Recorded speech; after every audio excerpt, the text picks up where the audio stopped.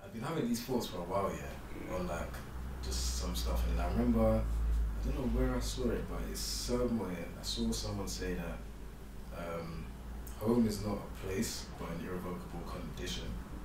Do you know what that means? What do you mean by that?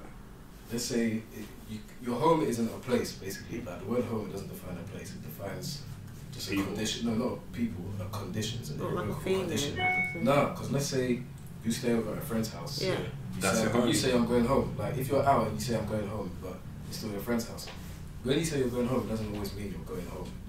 Like it can be anywhere. Like let's just say you're in a different city, you go out clubbing or whatever, then you want to say, hey, I'm going home now. But yeah, You're going back to the But hotel. you're going back to your friend's house or going back to the hotel, you'll still say home. Yeah.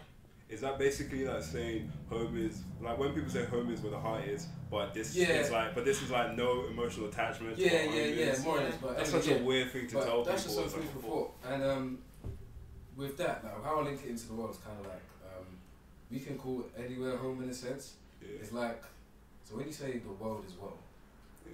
I remember what year did Interstellar come out? 2014. And I remember, I remember it was around that time.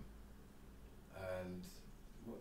Yeah, 2014. Yeah, 2014. I remember watching that film, and then, well, yeah, obviously they're in space. Yeah. And then you could say, so you can be in space, right? And you can say a sentence like, "Man, this world is crazy." Like the person you're with in space could say something to you, which is funny, but you could say, "Man, this world is crazy." But we're not in the world, innit? But that would still make sense to you. Yeah. It would still make sense. You get what I'm saying? Okay, I get what you mean by that quote. It's kind of like you could say something, but it's not intentionally that exact thing you're meaning, but someone would understand it due to the circumstances they're in. Not even just the circumstances, just the fact that I'm basically just trying to calculate like what our reality is or like how we exist or whatever. Yeah. So it's like, yeah, you could be anywhere. You could say the world, but it would always make sense because that's why when I say home is not a place, it's just a condition. It's like the world we live in or whatever doesn't limit us to just This where we are. world. Yeah. You get what I mean? That's so. Yeah, it's a big word. I get what you mean. That's why it's like, so that sentence would always still make sense. Doesn't even matter where you are, it still always makes sense. You know what I'm saying? Yeah, there is home for like wherever we are on this earth. It's not just where we are, like where our home is. It's like with who we are. So let's say like we're out with our friends and we're just like chilling and we leave our friends. Let's say we're at the carnival, and say, oh, I need to get back and I need to go like home. I need to go with my people. It's where your people are. I get it. It makes a lot of sense. In a sense. Yeah, it's a nice introduction. It's decent, right? It's a little cute little introduction. You have a question for me though? My question has nothing to do with this. It's just like going off crazy. It was still carrying on with the conversation we had about like the musical phase What was it? thing. It was like kind of like, you know how we had like these musical phases, like the Odd Future phase and the grime phase, and we had all these type of phases. It's kind of like I was thinking about how we associate memories with those type of phases. Like we think that these were the best years of our lives just because No, but they were the best years though. Some of them. Nah, it's because of the music, man. I can't lie. When you look back in all those times, a lot of that shit was just miserable. But it's nice how we have like the music to make us feel better and to make us feel like this was the best time of our lives. When, in a sense, it might not have been, but because we had those music as like a comfort blanket, it made everything just way better than it was. Those music always you always attach memories to music. You always attach it, and it's nice and comforting. I think it's a nice thing that humans do. What do you think the music faces now? Now? Yeah. Now it's not. I don't think it's like trap beats anymore because people thought it was like. I think it's everything now. Anything goes. I think but I feel like hip hop has the most influence in music right now. Yeah, hip hop does, but it's like we say that, but at the same time, I don't know if you guys have realized, but hip hop. Let's say what Migos drop a song, they'll get like 50 million views. True. Do you know how much views those South Americans? Yeah, but that's because there's a lot of them though. They take up a lot of the but there is a lot of Spanish speaking countries. That's what I mean. Yeah, but that's what I'm saying. Like you think it's the most influential, but even like K-pop gets a lot of views and stuff. Even when we're talking about like the music hype, let's talk about like our Western hype. I don't think hip hop is such like a big genre that there are subgenres, and now I think it's more like I think it's still emo type non-rappers rapping that is the wave, because like how many top hits right now came from like new musicians who literally just started out. Before, it used to be this thing where like record labels will homegrown artists and they will look like they're meant to be in that stage. Like when Lady Gaga came out, she was like more extravagant and everything, and she was like the biggest artist in the world. Now like the biggest artist in the world is like Lil Nas X, and he sounds and looks like he just got in the world, biggest song, biggest like new biggest musicians. They look like they just picked these guys. They look like they just picked Drake these. is the biggest, right? Alright, no, I'm talking about like new artists. Drake was from a generation. Drake's from a generation where we were young. We grew up with Drake. But these new artists like drop one big song and they look and sound like they just started this crap. Like it's not like their songs don't even sound like professional like that. Yeah. So I feel like the new music hype comes from people who aren't like, who haven't been like record label grown as per se, although you still got industry plots like that. And I feel like even the industry are trying to like replicate that, where the artists don't sound like professionals. That the whole look is not to be professional. Yeah. That's why Cardi B is so big. She don't look professional. She says what she wants. It's about relatability though. Everyone just wants someone that you can relate to. And that's what you see on Twitter all the time. And I think it comes to a point where it's kind of corny, because like people try so hard to relate to stuff. Like I said this thing about like an alley-oop tweet. Have you ever seen someone tweet something so basic and you feel like people just tweet? Really? Like sometimes you see people just tweet it just so someone else can different people tweet the same thing. What annoys me is that you'll see that. I will see one of these tweets and I read it. I think so. Hold on.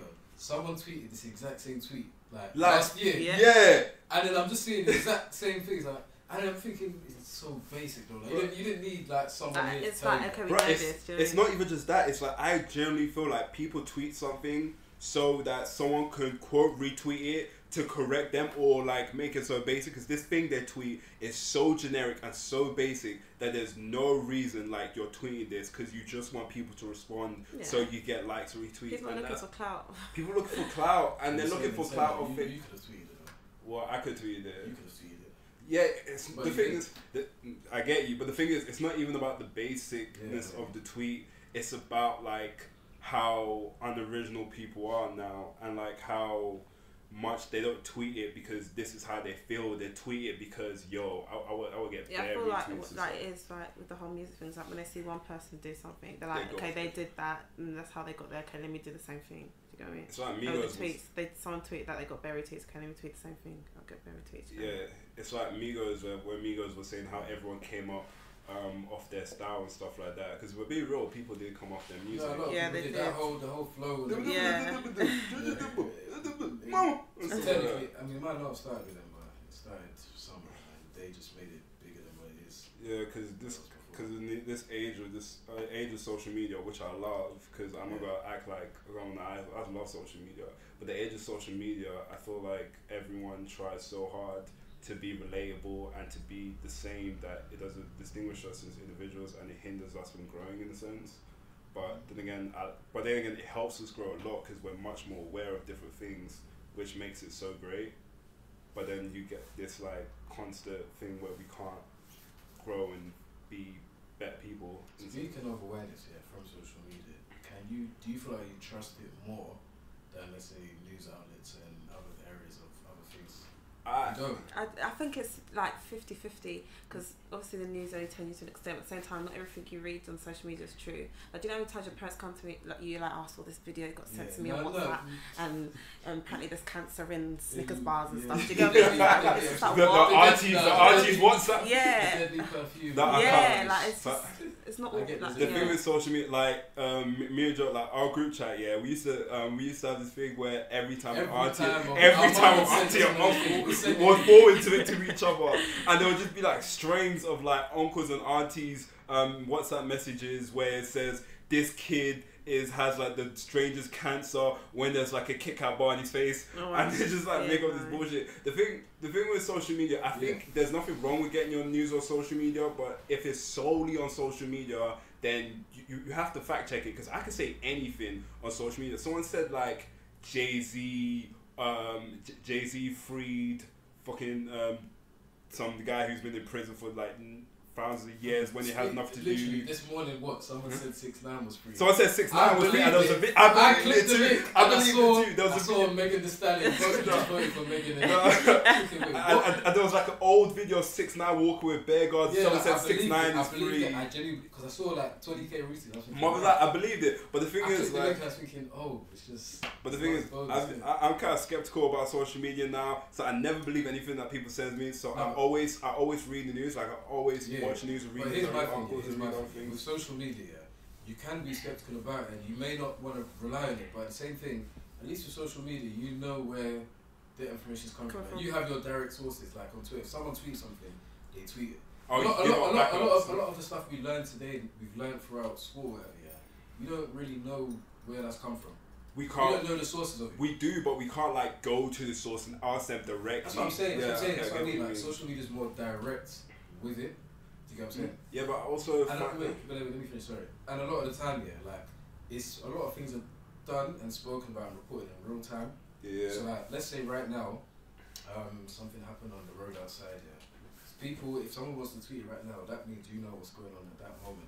It's not like you're hearing about these events that could have been altered over time. Because in a school playground, you know how in such a small place, in a small amount of time, words can get twisted and all of a sudden one thing becomes something that is not. So imagine how, on the grand scheme of things, and like across the whole world, how much has things been altered across a much larger amount of people. Yeah, there's literally billions of people. But that's also the positive about social media as well, because like, as much as you see the bullshit, there's always like these nice positives that you never ever get without social media. Like, my son needs a kidney or something like that, and thousands of people are retweeting it. And sometimes the kid can eventually find like a kidney donor, like the kid that would have died if social media never existed or something like that, being able to get something good like that. But then again, it's also negative because I believe that not everyone should have. Okay, I know it's controversial. I don't think everyone should have an opinion, opinion should be respected. Some people say dumb shit. Like, I'm gonna back up.